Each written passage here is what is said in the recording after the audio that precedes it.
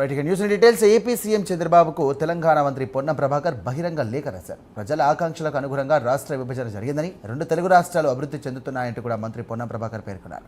ఈ సమయంలో రాష్ట్ర విభజనపై అనుచిత వ్యాఖ్యలు చేయడం సరికాదంటూ కూడా లేఖలో పేర్కొన్నారు ఆయన.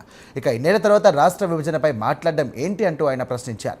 ఇక తెలంగాణపై పార్లమెంట్లో బీజేపీ ఎంపీ వ్యాఖ్యలు సరికావని, వెంటనే రికార్డులను తొలగించేలా చర్యలు తీసుకోవాలంటూ కూడా మంత్రి పొన్నం ప్రభాకర్ కోరారు.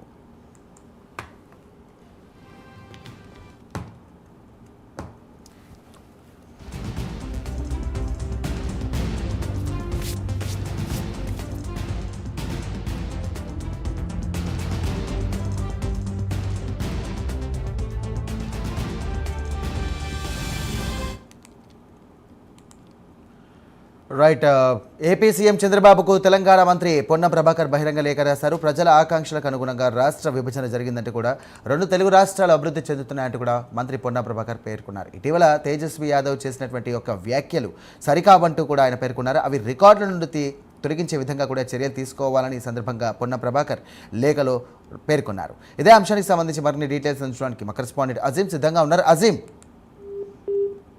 మంత్రి పొన్నం ప్రభాకర్ ఏపీ సీఎం చంద్రబాబు నాయుడికి బహిరంగ లేఖ రాశారు. అయితే పొన్నం ప్రభాకర్ నారా చంద్రబాబు నాయుడు 75వ జన్మదిన శుభాకాంక్షలతో ఈ బహిరంగ లేఖను విడుదల చేస్తూ కొన్ని విషయాలు మీ దృష్టికి తీసుకురావడం ఎంతో అవసరం అని చెప్పి భావించి ఒక తెలంగాణ ఉద్యమకారుడిగా నేను లేఖ రాస్తున్నట్టు కూడా చాలా స్పష్టంగా పొన్నం ప్రభాకర్ లేఖలో పేర్కొనడం కూడా జరిగింది. ఇక తెలంగాణ రాష్ట్ర విభజన ఏర్పాటు పూర్తిగా రాజ్యాంగబద్ధంగా పార్లమెంట్ ఆమోదంతో జరిగినట్టు ప్రక్రియ అని, రాష్ట్ర విభజనపై వివాదాస్పద వ్యాఖ్యలు తెలుగువారి మధ్య విద్వేషాలను రగిలిస్తాయని చెప్పి కూడా ఏదైతే లేఖలో పేర్కొంటూ, ఇటీవలే బీజేపీ ఎంపీ పార్లమెంట్ లో ఏదైతే తేజస్వి సూర్య చేసిన వ్యాఖ్యలు, భారత్ పాకిస్తాన్ పోలిక వ్యాఖ్యలను తీవ్రంగా ఖండిస్తూ జనసేన అధినేత పవన్ కళ్యాణ్ చేసినటువంటి వ్యాఖ్యలు తెలంగాణ భావోద్వేగాలను దెబ్బతీశాయని చెప్పి కూడా, ప్రధాని నరేంద్ర మోడీ చేసిన విభజన వల్లే ఈ వివాదాలు మూలమని చెప్పి కూడా ఏదైతే పొన్నం ప్రభాకర్ స్పష్టంగా దీంట్లో తెలియజేస్తూ, ముఖ్యంగా దీంట్లో తెలియజేసింది ఏంటంటే ఏదైతే వ్యాఖ్యలను లోక్సభ రికార్డు నుంచి తొలగించేందుకు స్పీకర్ కు లేఖ రాయాలని చెప్పి కూడా ఏదైతే చంద్రబాబు నాయుడికి విజ్ఞప్తి చేశారు పొన్నం ప్రభాకర్. ఆంధ్రప్రదేశ్ తెలంగాణ మధ్య ఎలాంటి శత్రుత్వం లేదని,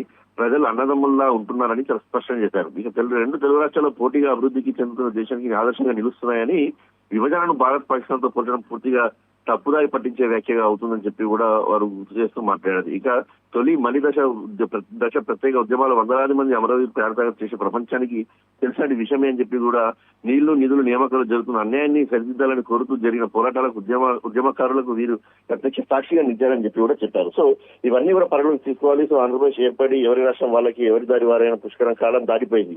సో 10 ఏళ్ల తర్వాత కూడా ఇలాంటి వ్యాఖ్యలు చేయడం, తెలుగు రాష్ట్రాల ప్రజల మధ్యలో ఇలాంటి విద్వేషాలు రగిలించడం అనేది సరైన పద్ధతి కాదు. కాబట్టి ఇలాంటి వ్యాఖ్యలు చేయకుండా ఏదైతే ఆంధ్రప్రదేశ్ లో ఉన్నటువంటి వారిపై కూడా ఏదైతే ఒక కఠినంగా వ్యవహరించాలని చెప్పి కూడా వారిని కట్టడి చేయాల్సినటువంటి అవసరం ఉందని చెప్పి కూడా అయితే పొన్నం ప్రభాకర్ చంద్రబాబు నాయుడికి ఈ లేఖలో చాలా స్పష్టంగా గుర్తు చేశారు. సో ఆనాడు రాష్ట్రాలుగా విడిపోదాం, తెలుగువారిగా కలుసుకుందామని అనుకున్నాం.